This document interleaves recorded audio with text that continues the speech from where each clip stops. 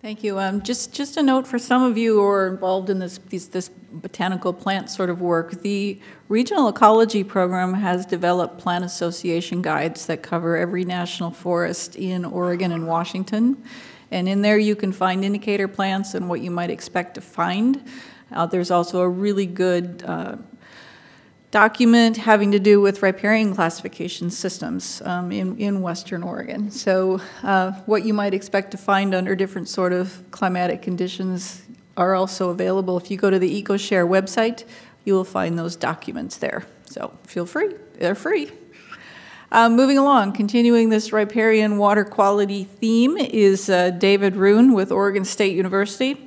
He's going to be quantifying the effects of wildfire on water quantity, water quality, aquatic ecology, and fish on the Hinkle Creek Watershed Study revisited. So help me bring up David Roon.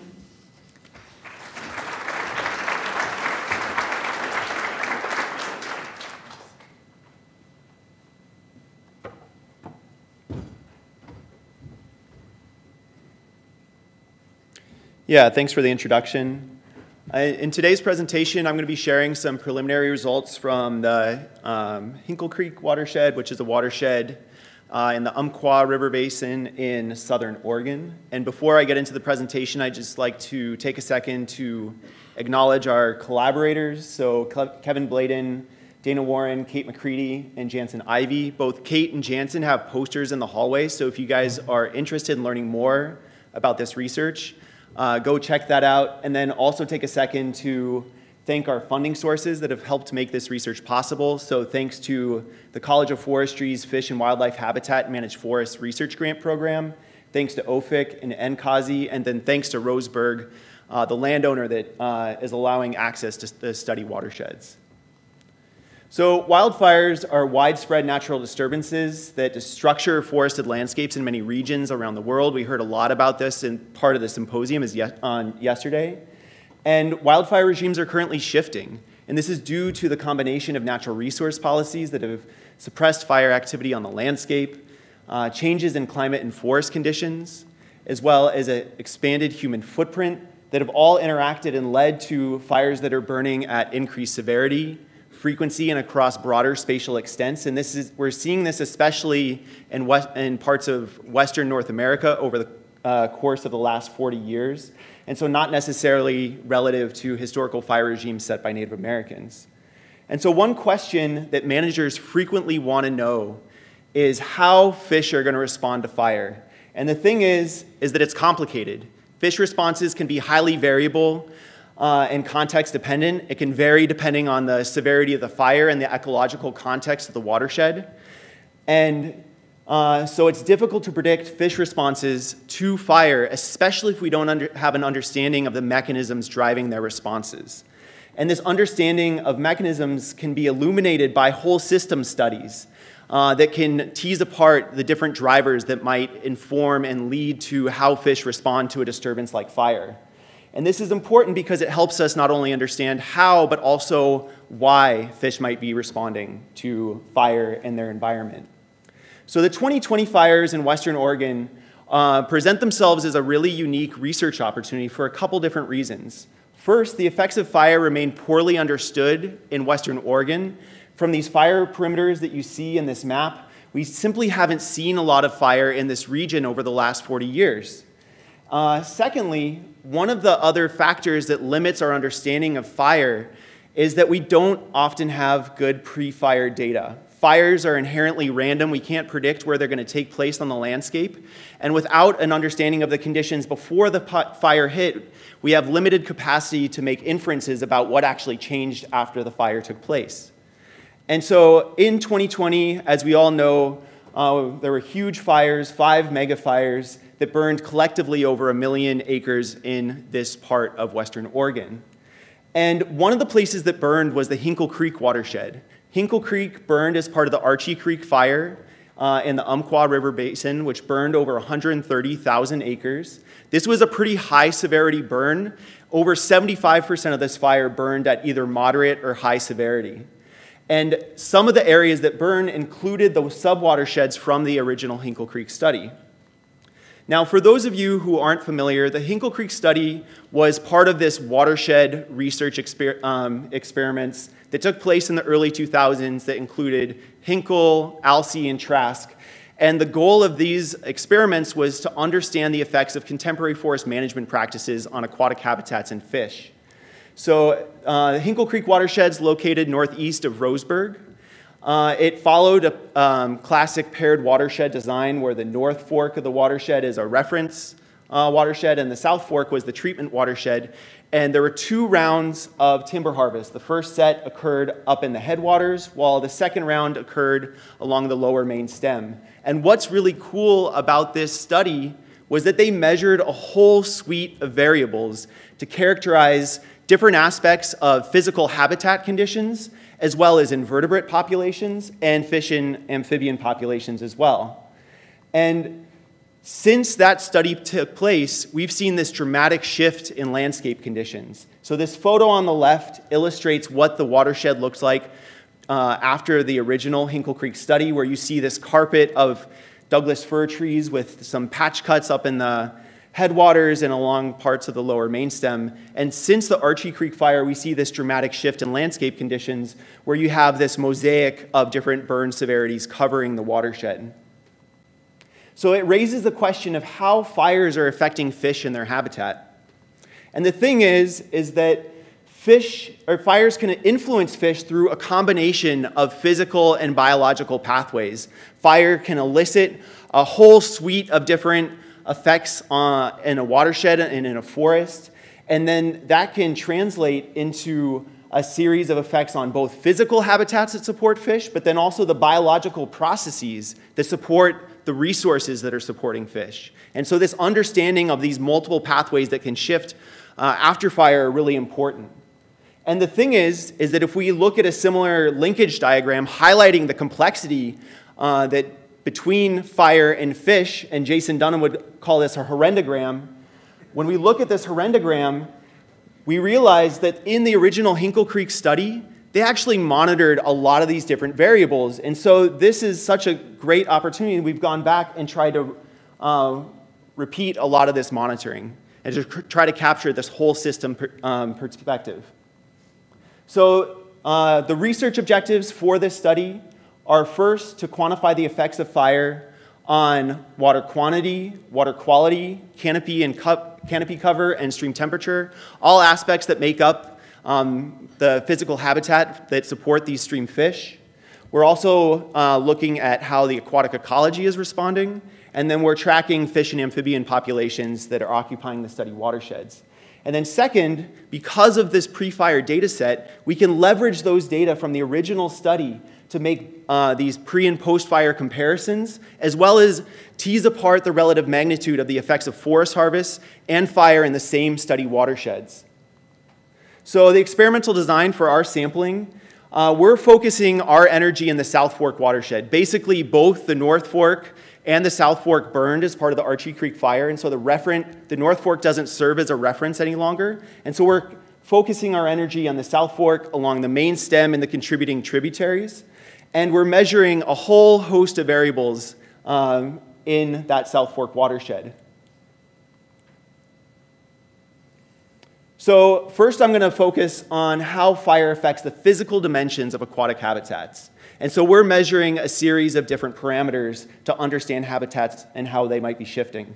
So first, we're tracking stream flow, and to do this, we are replacing the flumes that were originally in the watershed, which are basically artificial channels. We're taking physical discharge measurements, and we've deployed pressure transducers that we can develop rating curves to get estimates of continuous discharge at multiple locations through the watershed. To measure sediment inputs into the watershed, we're using ISCOs, which are basically an automated water sampler. And if you're interested in this component of the project, Kate McCready has a poster on this out in the hallway. For water quality, we're collecting water samples that we're analyzing for nitrogen, phosphorus, and dissolved organic carbon. For canopy cover, we're using hemispherical photography to assess shade. And then for water temperature, we're using digital temperature sensors. So moving in to some of the preliminary results that are starting to emerge from the watershed. contrary to what we expected, we're not really seeing post-fire sediment concentrations change after fire. I realize that it's going to be impossible for the people in the back to see the font, and so I'm just going to walk you all through this plot. Basically, each row is a different site, and the column on the left is pre-fire conditions, and the column on the right is post-fire conditions. On the y-axis, we have turbidity, and on the x-axis, we have suspended sediment concentrations. Both of those are just different expressions of sediment concentrations in water. And the thing that I want you guys to notice is the fact that the distribution of values along the x-axis, representing suspended sediment concentrations during the pre-fire year, include larger values relative to the post-fire year. And this really surprised us because sediment often increases after fire. And so we have had 2 relatively dry years that might have limited sediment inputs into the watershed, but because sediment is such a frequently expected response variable after fire, the fact that we haven't seen that yet, especially after last year's wet spring, was surprising to us. For nutrients, we're seeing variable responses in phosphorus concentrations in the watershed. So we have, depending on which site we were sampling, we see some places where phosphorus concentrations haven't changed, and some places where we might have seen a small increase. And so in this plot, I have phosphorus concentrations on the y-axis. This is a time series graph, so all the blue box plots represent pre-fire conditions, and the pink box plots represent data from our 2 post-fire years collected so far. And you can see, depending on which site you're looking at, the post-fire concentrations are often within the range of the variability of those pre-fire years. So we haven't really seen major changes in phosphorus yet. And that makes sense because phosphorus is usually tied to sediment. However, we are seeing some pretty substantial increases in post-fire nitrate concentrations. So again, this is a similar time series plot with nitrate concentration on the y-axis. And in several of these sites, especially this lower South Fork site, so this is the outlet of the watershed, this is our lowermost sampling site, we're seeing nitrate concentrations that are 2.5 to 3-fold higher than pre-fire levels. For riparian canopy cover, we're also seeing substantial reductions in canopy cover after the fire. And so with that pre-fire data set that we have from the original Hinkle Creek study, we can see that pre-fire shade was really high in these watersheds in the mid-90s, approaching almost 100%. And we did see some post-harvest reductions in shade, but we're seeing much, much larger reductions in shade after the fire. And what's really interesting is that we appear to be seeing slightly different trends in shade conditions depending on if you're on a main stem or in one of the tributaries. So associated with that reduction in shade, we're also seeing large increases in water temperature. And so this is a time series with summer maximum temperatures on the y-axis. And you can see that during, we have temperature sensors deployed throughout the watershed, but here I'm just showing 2 locations to illustrate the magnitude of the temperature response that we're seeing. And you can see that during the pre-fire years, that temperatures were relatively cool in these watersheds on the order of 15 degrees in the summertime. And we saw some increase in water temperature after the harvest on the order of 1 to 2 degrees Celsius. But then after the fire, we're seeing water temperature increases go above 20 degrees, which is often considered a cold water threshold, going up 5, 6, 7 degrees to 20, 21, 22 degrees Celsius. So big bumps in stream temperature. Okay, so moving on to the biotic responses to fire. We're using 3 responses to track this. First, we're looking at stream periphyton and primary production levels in this watershed. We're using a bentho torch, which uses fluorometry to get an estimate of chlorophyll A concentrations on the stream bed. And we're validating those bentho torch estimates with measured biomass on natural and artificial substrates. We're collecting macroinvertebrate populations, both on the stream bed and then in predator diets to get a sense if the prey resources supporting the fish and amphibians in these watersheds are shifting after fire. And then Last but not least, we're tracking fish and amphibian communities using backpack electrofishing. And this was a large focus of the original Hinkle Creek study, so we actually have really good fish data from these watersheds that we can then make those post-fire comparisons. So our lab work on this is still very much in progress, but one very preliminary result that I wanted to share with you today is some of the benthic algae information. Now, they didn't measure this during the original Hinkle Creek study, so we have no pre-fire comparison. But even in the 2 post-fire years that we're sampling, we're starting to see periphyton levels go up. During the first year after fire, we see that median values were actually below this EPA threshold for oligotrophy, which just means low productivity. And that makes sense because these headwater streams in the Western Cascades tend to be pretty low productivity. But then another year after fire, we're seeing that periphyton levels are going up even further, transitioning into more of like a mesotrophic state, which means like moderate productivity.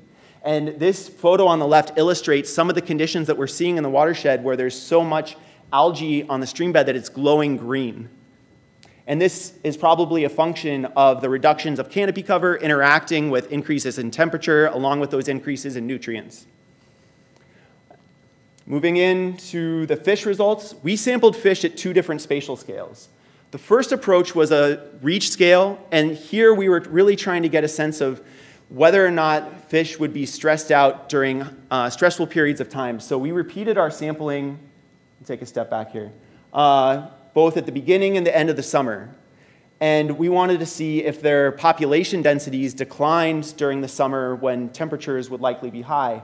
And what we're seeing so far from these reach scale surveys is that not only did cutthroat trout and the other species that occupy the study watersheds persist over the summer, but then they were also able to persist another year after fire. So we're starting to see some preliminary evidence of initial persistence after fire, both for cutthroat trout and for the rest of the species that live in the study watersheds, which include juvenile steelhead, sculpin, and coastal giant salamander. We see this response both for density and then also for biomass. All right, so the watershed scale pool surveys was the approach that the original Hinkle Creek study took to assess trout populations in these watersheds. Basically, they would start at the bottom and sample all the pools longitudinally within the watershed. And so this is where we can actually start to make pre- and post-fire comparisons. And these results are part of Jansen Ivy's thesis work, so if you want to learn more about this, check out his poster in the hall. And so first, starting with cutthroat trout density, and again, cutthroat trout were kind of the focus of the original Hinkle Creek study. We see that pre-fire densities ranged from 0.1 to 0.25 individuals per meter square, but then our sample from last summer showed a pretty big increase of a mean density of 0.4. And so we're starting to see maybe some evidence of an initial post-fire increase in fish numbers, but then we're seeing an even larger increase in post-fire fish biomass. And this is what really surprised us. So again, these pre-fire data are all from a paper by Doug Bateman characterizing the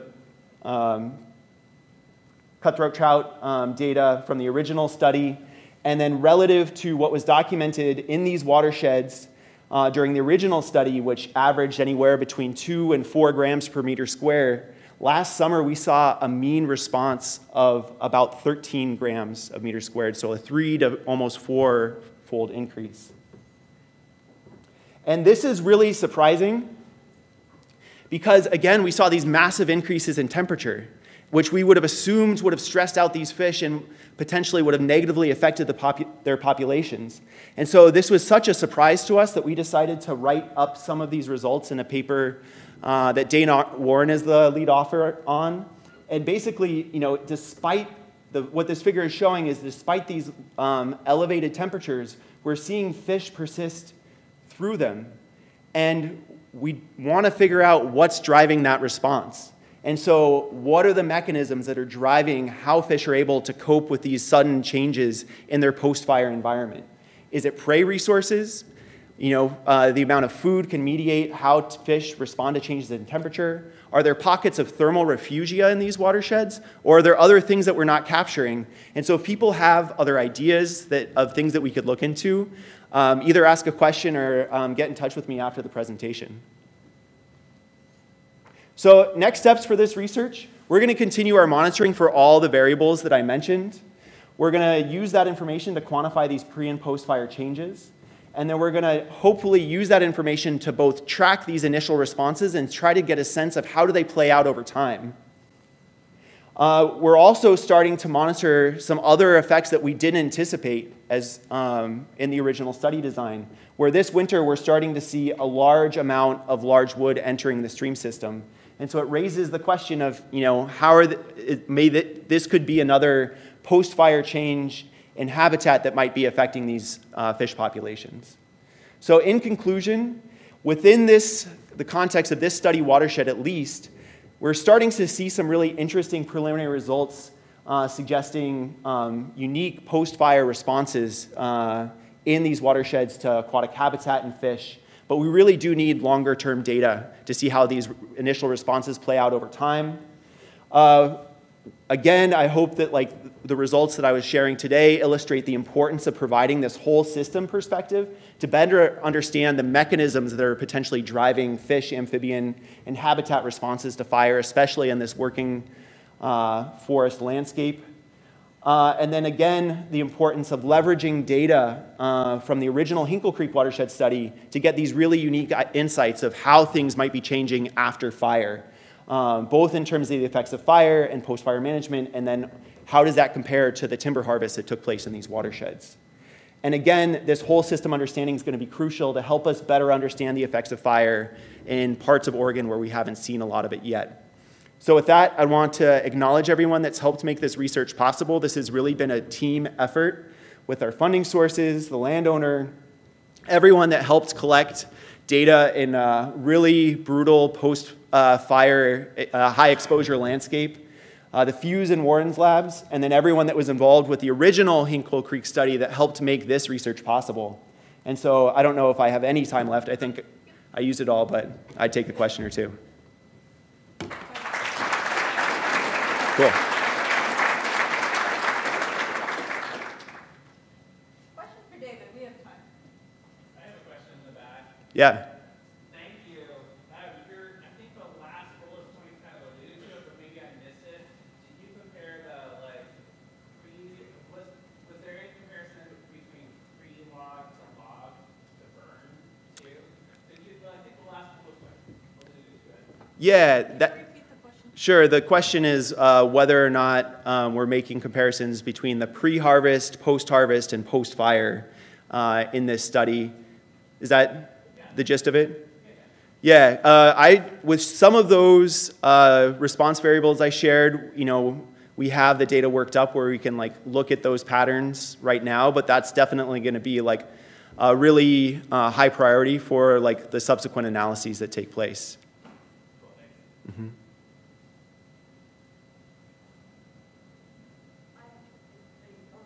Sure. I have a question for you about the sediment results.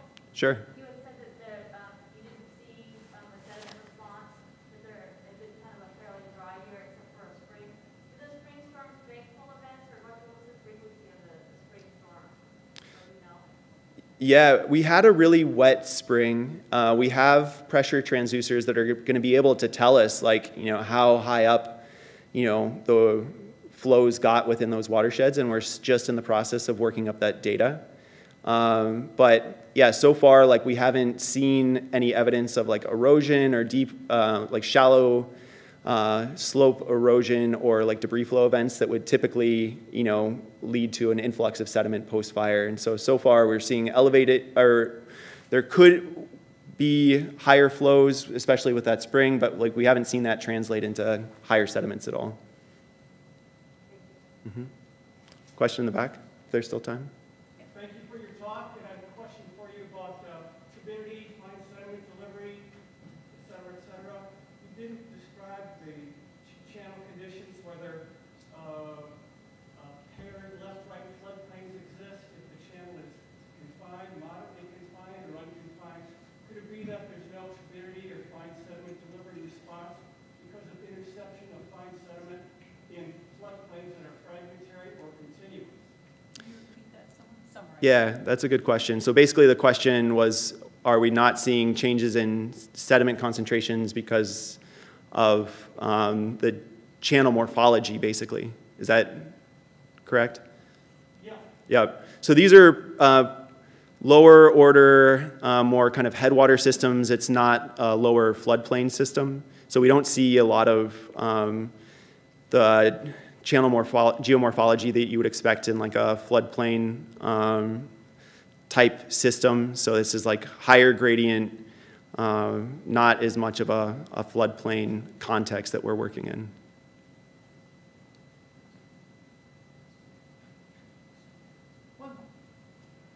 It's really just a comment. I don't know if you noticed, there's also a poster out there looking at where the National Forest has data pre and post fire based on the aquatic riparian and effectiveness monitoring they've been doing for 20 plus years. And I think there was like about 131 sites where they have pre and post data, so might be some good opportunities for collaboration on that. Yeah, the comment was about the ARAMP data set that's the Forest Service and BLM coordinate, and so like a long-term physical habitat monitoring program that has some pre and post-fire data. And yeah, it would be really interesting to connect the results that we're seeing to other pre and post-fire data in other fires in the region. I think that that would be a really interesting next step for this work for sure.